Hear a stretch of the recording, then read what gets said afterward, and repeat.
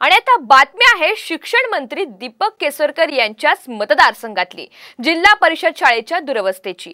सावंतवाडीमधील जिल्हा परिषद शाळेची भिंत कोसळली आहे। जिल्हा परिषद शाळा क्रमांक 1 ची भिंत कोसळली आहे। सुदैवाने शाळा बंद असल्यामुळे मोठा अनर्थ टळलेला आहे। मात्र त्यानंतर भिंत कोसळलेल्या शाळेतच वर्ग भरवण्यात आले आणि त्याचमुळे पालक वर्गातून तीव्र नाराजी व्यक्त होतीये। एखादी मोठी दुर्घटना घडली तर त्याला जबाबदार कोण असा सवाल सध्या उपस्थित केला जातोय।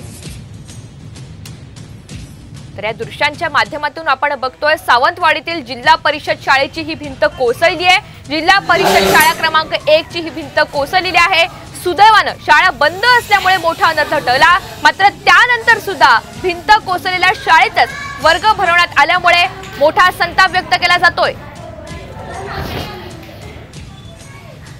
त्यावेळेला या ज्या शाळेच्या बाजूला काही नारळाची झाडं असल्यामुळे त्यातले नारळ पडून त्याचा एक कोपऱ्यामधून लिकेज होत असतं। ते जर वेळेच्या वेळी ते दोन्ही हे घातले असते तर ही दुर्घटना टाळता आली असती। त्याच्यामुळे ज्या ज्या शाळा नादुरुस्त होत्या त्यांना मी स्वतःच्या खर्चाने अनेक ठिकाणी अशा तऱ्हेने कौलं वगैरे घालून दिलेले आहेत। ती शाळा निर्लेखित करण्याच्या सूचना दिलेल्या आहेत। त्यांनी तिथं नवीन खोल्या मंजूर केल्या जातात।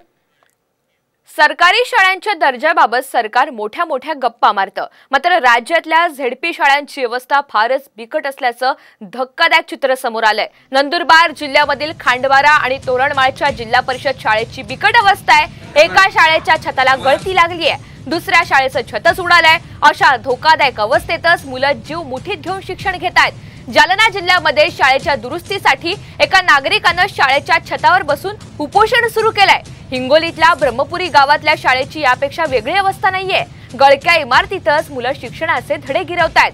तिकडे बीड जिल्ह्यामध्ये तर झेडपीच्या 349 शाळा गळक्या आणि पडक्या स्वरूपात आहेत। त्यातच विद्यार्थी दहशतीत शिक्षण घेतायत आणि त्यामुळे शिक्षण मंत्री याकडे कधी लक्ष देणार असा सवाल सध्या उपस्थित केला जातोय।